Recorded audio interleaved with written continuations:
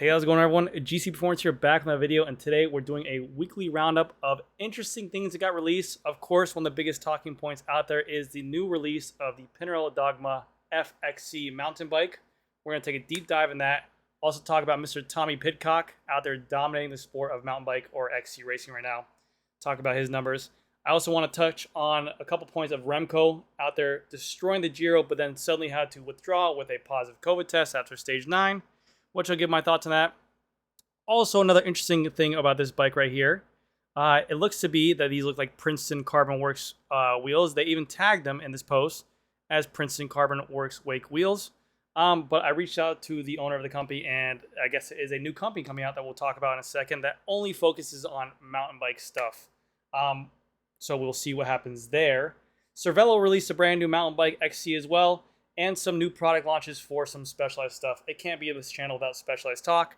Talk about some new colors for the CRUX release, TARMACS, Ethos, and also some of their mountain bikes are on their page as well. So hopefully you guys enjoy, and let's get into the video.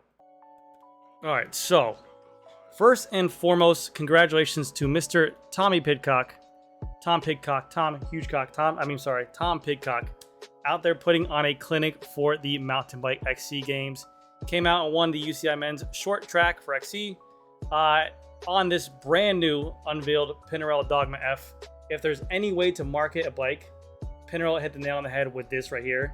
This bike has been kind of prototyped, spied, whatever it has been, and then it kind of gets debuted. Tom PIDCOCK is such a strong rider, great rider to have out there. I don't follow the XC as much, but when I see talent like this, or when you recognize a guy doing this, it's mind-blowing to see how much he put on the field. But Pinarello could not have marketed this bike any better, because I had customers out the wazoo hitting me up about this bike, and even just to talk about it and the buzz about it. And then literally a day later, 2 days later, comes out and wins the full track on it on the same bike again. I mean, back to back, how else are you going to do it? I mean, Specialized had their unveiling of the Epic World Cup. CERVELO even had their talk of their new XC bike as well. But man, you put this man on a bike, and by God, I mean, if you guys watched the race or the highlights even, the way he pulled away from some of these racers, the way, like the new age, the new era of these racers nowadays, that they are dominating out there in this fashion. It's like, it used to be before where they'd stay in the back and they'd go to a sprint finish. Now you see these young guys, these new racers out there, literally just picking a point of the race, like maybe like 20, 30, I'm talking about road racing, but like 20, 30 kilometers left to go, looking back at the field and be like, you know what? I'm just going to take this whole race by myself and go off on it. So congratulations to him, but obviously it wouldn't be cycling if we didn't talk about the bike itself. So I'm not taking away anything from you, Tom PIDCOCK. I'm sure you could ride whatever you wanted to and win these races, but the news here is the new release of this Pinarello Dogma F. Now, if you guys wanted to buy this bike, you guys cannot buy this bike until, I believe that the release date is around March of 2024. So you have about a whole year until you get your hands on this thing. I'm not going to speak too much on it because I don't have my hands on it as well. I'm still learning about it. I don't want to say anything out of character, but I do know a few tidbits. They have a patent pending on this rear triangle right here that is, I guess, has like a separation of flex. The bike can have different travels on here as well with this adjustable pivot point of this downward linkage. So you can either run a 90mm travel or a 100mm travel on this rear shock. And even for the front shock as well, this can be changed up to 100 to 120mm of travel. So all these companies are out there putting out this proprietary, bigger travel bikes. Pinarello basically said, F it, we're going to put out a bike that can do everything. And also in fashion, you see everyone out there running SRAM and Quark power meters, and Pinarello just goes oddball and just runs Shimano mechanical 12-speed with an SRM power meter and a Suntour fork. By God means, if you can't be more hipster than this, you did a good job there. I mean, and again, in Pinarello fashion, the bike is eye-catching. That's one thing that I can say about Pinarello and the road bikes. They are eye-catching. They look expensive. They look luxurious. And this bike is nothing more than that itself. You have this weird kind of 3D printed or whatever kind of linkage this is right here. This is the adjustable linkage to make it that 90 or 10 mils travel. This is a Suntour linkage on this, or this is Suntour suspension on these suspensions as well, which are electronic, so they are charged. The cables are routed internally into this this handlebar and then down to the frame, and some other things on there as well. Now, again, I'll talk more on this later on down the road once I get more of my hands on the bike, but yes. Now, on to the other part of this bike that I want to speak about in this video. The wheels. We can see here, we click the linkage, we click the tags. We have Princeton Carbon Works right here for these wheels. These look very familiar to like an Alta wheel set that just came out. But I was actually told by the owner of Princeton that these are a new company. And even Tommy in this, he tagged it as Princeton. They look very familiar to him, but no, these are a new race team or a new company called P1 Race Tech. These wheels are not out yet, but very small page. I don't know when they open up. 93 followers, 8 following. They're not following Princeton on here, but the wheels look identical to the new Altos. I don't know what the internal width is. I don't know what the external width is, but these are the rims that he's riding. And again, in great fashion, you hit the nail on the head with it by supporting a great athlete. Now, if they follow this same suit, I asked Princeton, I asked the guy over, my friend over at Princeton, he said they're strictly road. They're a strictly road category. They're not going to dabble mountain biking. So maybe this is, he told me it is a separate company, but maybe this is a Princeton Carbon Works design for a mountain bike. And what I mean by that is like the company, how they make it a la carte, where you can choose the rim depth, you can choose a hub, you can choose disc brake or rim brake, but this really only appeals for disc brake.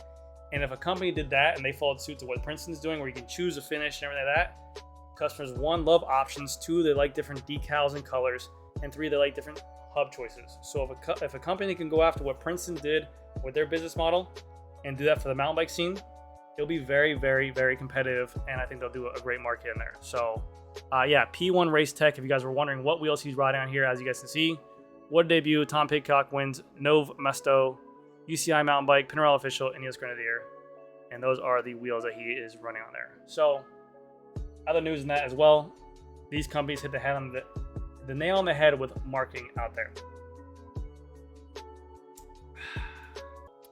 Now, before we get into the new CERVELO mountain bike, because this is a road-oriented channel, let's talk about Mr.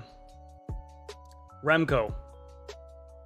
This man is dominating the sport. Now, granted, he just got in the pink jersey again. He took the pink jersey in the first stage, and he just won on the 9th stage as well. But holy cow, these power numbers are absolutely insane. I don't think I've seen a man as dominant as this, and I hate to compare it to him because whenever you compare this person, but as Lance Armstrong, he goes out into any kind of race or any kind of stage, he's a threat. I mean, any one of these young riders, like I said before, these guys nowadays, Remco, Pogacar, I'm drawing a blank on the names, I'm sorry. But all the young riders nowadays are literally in that same pool of that they're literally sprinting away from the field or just going on attacks on the field, not in the last kilometer, not in the last 5K. They're pulling away like half the race and attacking the field and holding it for the entire race. Look at this man. This man's 23 years old. This is the first time trial stage. He just beat the world record holder for Filippo Ganna, who was a massive man. 430 watts of average power for the stage. 52.2 kilometers an hour average speed. Again, it's a TT bike, but what the hell is this man doing? This man is only 23 years old. He's a baby still. I mean, the only thing I can say about this, which is shocking to me, one, the sports game progressively faster, the bikes game progressively faster, the way people train are getting progressively faster, and last but not least, the doctors are getting progressively better as well. But more power to you, sir. I mean, the guy is fun to watch. It's a show to watch. There's a lot of competition out there. But some sad news at the end of it. He put on another impressive stage win, or he put on the stage win for the 9th Giro in the time trials. He won the stage by 1 second, being Garrett Thomas. But after he wins the stage, he does a routine COVID test and tests positive for COVID. And that kicks him out of the whole tour after getting the pink jersey.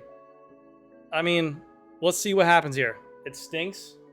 I mean, it's whatever that they have to do is routine tests. I don't even know why they're doing routine tests. He said he had a stuffy nose.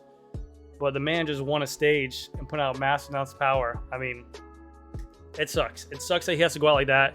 No one wants to go out like that. You want to see the best of the best compete. You want to see the person who's the best fit to win. So we'll see what happens there. All right. So on to better news. Yeah, but also for the first stage, before I go on, he beat this man, this beautiful man, Filippo Ganna, by 22 seconds. It's mind-blowing. It's mind-blowing numbers. I mean, imagine when Remco gets like 28 and his muscles develop and his body develops. Crazy. Now to more mountain bike news. CERVELO has launched their own XC mountain bike. It has been a long time since Pinarello or CERVELO has had an XC full suspension mountain bike out there, and so they want to dip their hands in that. And not only is this great for consumers, but this was always a big thing. Now people might be like, oh, it's not a big deal. This was always something really big to consider in terms of my industry as well as being a retailer. When you look at brands like CERVELO and Pinarello, that was always something to consider when taking online. We chose Specialized back in the day because they had the full package. They had the road bikes, they had the mountain bikes, they had the time trial bikes back in the day, they had the hybrids and stuff like that. So if you're a store looking to open up a shop, CERVELO has a great road range out there for sure. But maybe you want to stock, maybe you don't want to have all your hands in one basket. Maybe you want to just pick one store to have. Even with Pinarello, you want to bring on a strong secondary line, but you're scared that you're going to have lack of an XC market. This has definitely brought it to more attention of retailers. Pinarello is a really strong line now, especially with these WINSPACE mountain bike because it looks really good. Also with their high-end mountain bike or their road line. But then you have CERVELO, which has great looking road bikes and great looking TT bikes. And you just add an XC bike in there. We'll see how it looks. This one didn't have as much as a crazy debut, but it's still a good looking bike. I'm a sucker for yellow, just like my buddy's a sucker for yellow. We were kind of talking about it. But in terms of aesthetics, it looks like just a basic, not basic, but like an open mold kind of carbon fiber bike. Nothing crazy. Looks like an Epic Evo. Has a drop down type thing on there. And I think that they're going to be available in the summer of 2023, so very, very soon. I don't know too much about the bikes as well. I don't know about the travel itself, but as soon as I get my hands on one, I'll have weights and stuff like that. They highlighted that it's going to have a threaded bottom bracket. That's what we're doing nowadays. That people get stoked on threaded bottom brackets. But I'll have travel for you guys. I'll have price points. I'll have weights as soon as I get my hands on this bike. But exciting news for retailers, exciting news for consumers who love the brand of CERVELO.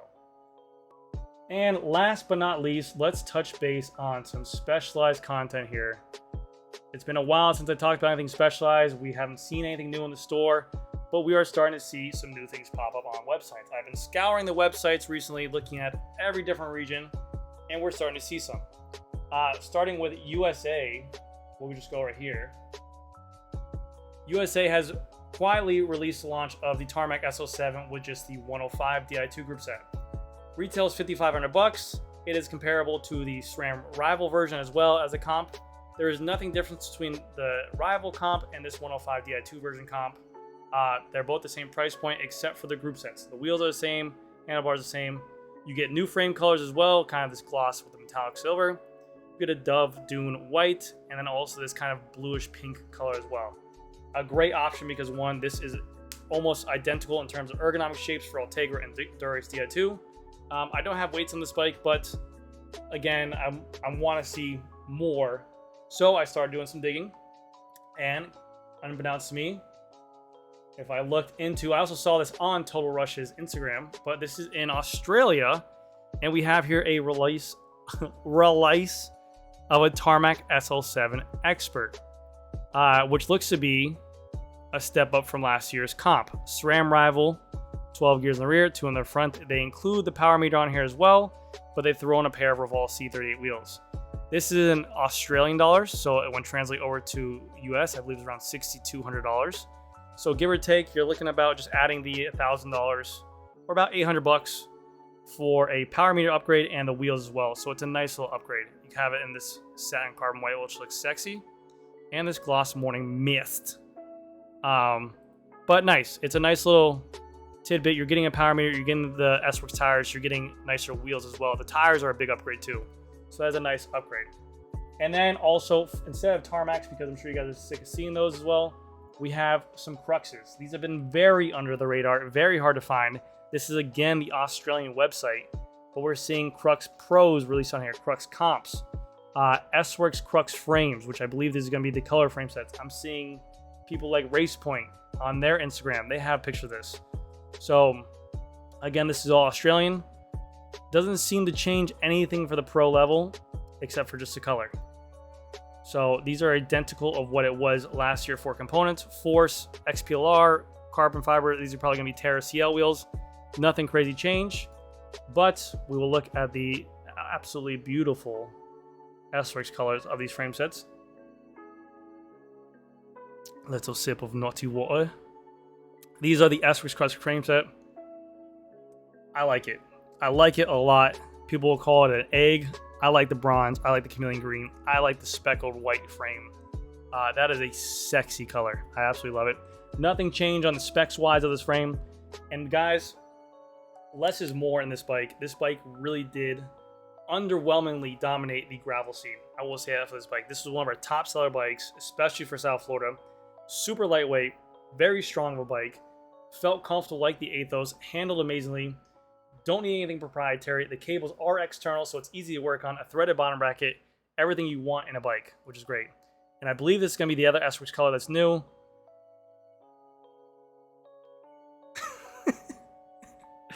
It looks good.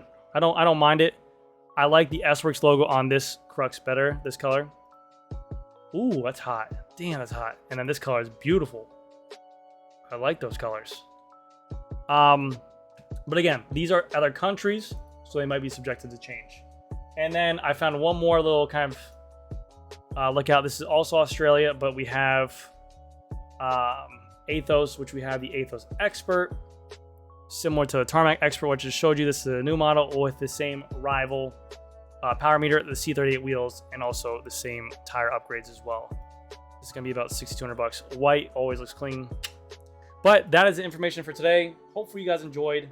Let me know if you guys like this kind of format where I just kind of throw a bunch of information at you guys and my output of it. Ow, can't stop. Let me know what you guys think about this video. If you guys do want more of these kind of weekly roundups, it's Sunday, Mother's Day, you let me know. And hopefully you guys enjoyed this video. If you did, leave a big thumbs up.